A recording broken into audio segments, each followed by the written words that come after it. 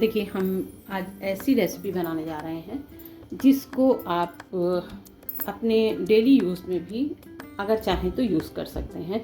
और इस ज़माने के देखते हुए अगर आप इसको यूज़ करेंगे तो ज़्यादातर आपको फ़ायदा ही होगा, नुकसान नहीं होगा। अच्छा, ये इस तरह की रेसिपी है, जैसे जैसे आप देखते जाएंगे आपको यकीन होगा कि हाँ, ये एक आसान चीज़ है और इसके बनाने से बहुत फ़ायदा है। तो हमने सबसे पहले एक पैन को चढ़ा दिया है, गरम हो गया। इसमें हम डाल रहे हैं 4 टेबल स्पून भर के हमने इसमें डाला है धनिया।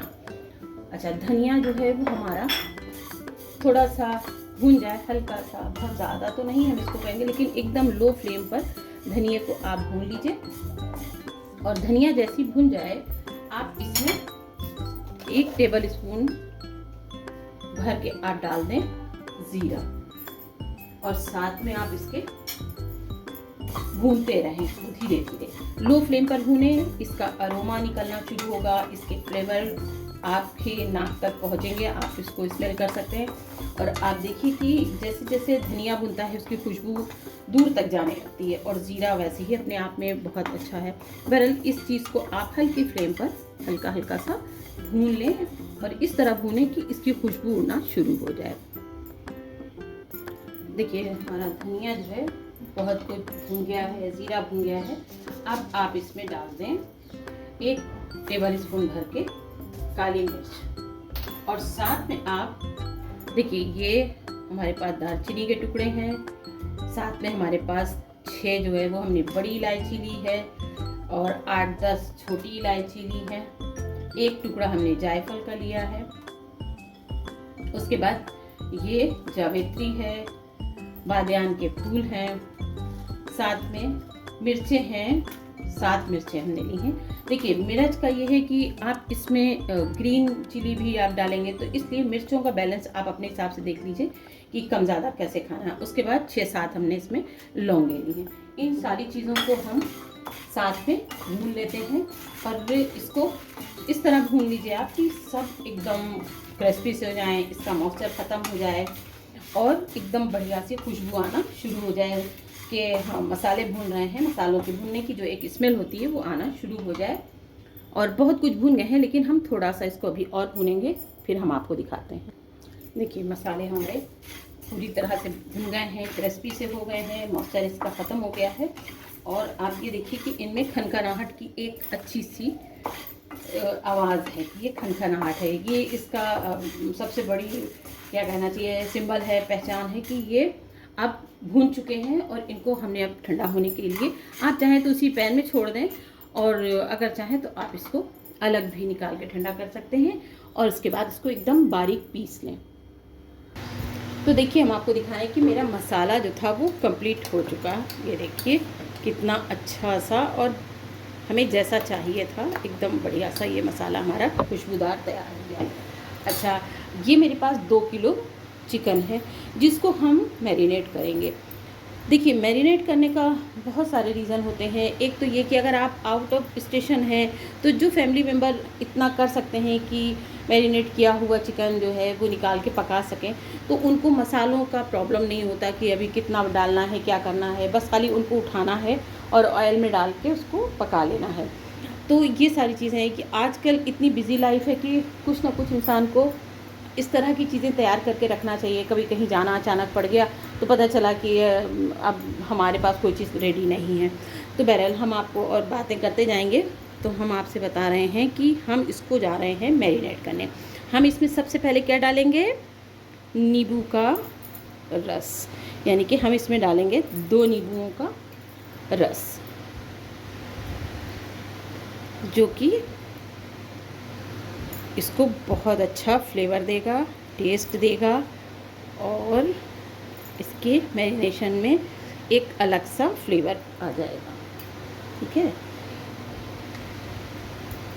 नींबू तो आप भी जानते हैं कि नींबू एक अलग ही फ्लेवर देता है, इसलिए आप इसमें नींबू ज़रूर डालें। इसके बाद हम इसमें डालेंगे वाइट विनेगर। आपके पास सिरका है तो आप वो भी ऐड कर सकते हैं। ठीक है, और उसके बाद हम इसमें डालेंगे नमक। हम इसमें 2 टेबल स्पून हमने भर के डाल दिया है। अगर आप ज़्यादा खाते हैं तो वो आप और बढ़ा सकते हैं इसमें, ठीक है। और इसके बाद आप इसमें डाल दें लहसुन, जो कि भर के 2 टेबल स्पून से थोड़ा सा ज़्यादा।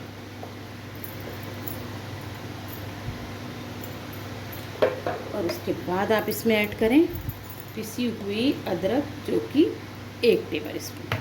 अदरक हमेशा कम यूज़ होती है, लहसुन थोड़ा ज़्यादा यूज़ होता है, ठीक है। और उसके बाद आप इसमें डालें 1 टेबल स्पून नहीं बल्कि 1 टीस्पून, सॉरी 1 टीस्पून आप इसमें डाल दें हल्दी। और आप इसमें डालेंगे 1 टीस्पून से थोड़ा सा ज़्यादा ग्रीन चिली पेस्ट, ठीक है। और उसके बाद अब आप इसमें डालेंगे तली हुई पिसी हुई प्याज, क्योंकि हमें इसकी ग्रेवी बनाने के लिए कुछ तो ज़्यादा चीज़ें चाहिए ना, तो हम इसमें डालेंगे फ्राई की हुई प्याज, जो कि हमने पीस ली। और इसमें डालेंगे हम ये फ्राई किया हुआ टमाटर, जो कि प्यूरी के इसमें था। हमने इसको पूरी तरह से एकदम पहले टमाटर को बारीक पीस लिया, उसके बाद हमने इसमें इसको ऑयल में फ्राई कर लिया।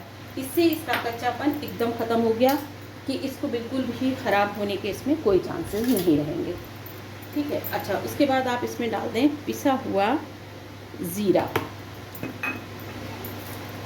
और साथ में आप डाल दें इसमें कश्मीरी लाल मिर्च।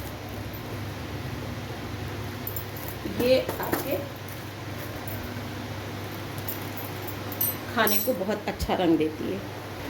और इसमें आप डालें सबसे अच्छा इसके टेस्ट को बनाने के लिए सौंफ का पाउडर। हम लोग बड़े बड़े रेस्टोरेंट में जाके और अच्छे अच्छे खाने खा के आ जाते हैं, और कभी ये सोचते ही नहीं कि भाई ये इतना अच्छा फ्लेवर कैसे आ रहा है या क्या। चीज़ें वही होती हैं जो हमारे किचन में पाई जाती हैं। और इसमें आप डाल दीजिए 1/2 टीस्पून सौंठ। लेकिन हम उन चीज़ों को उस लेवल पे नहीं ले पाते, इतना नहीं समझ पाते, बस लगता है कि बड़ी अच्छी थी। तो वो सारी चीज़ें अगर आप घर पे चाहें तो आप खुद भी अच्छा बना सकते हैं और खा सकते हैं। और उसके बाद ये जो हमने मसाला पीसा था, इसको हम भर के 2 टेबल स्पून डालते हैं, ठीक है। और साथ में हम इसमें डालेंगे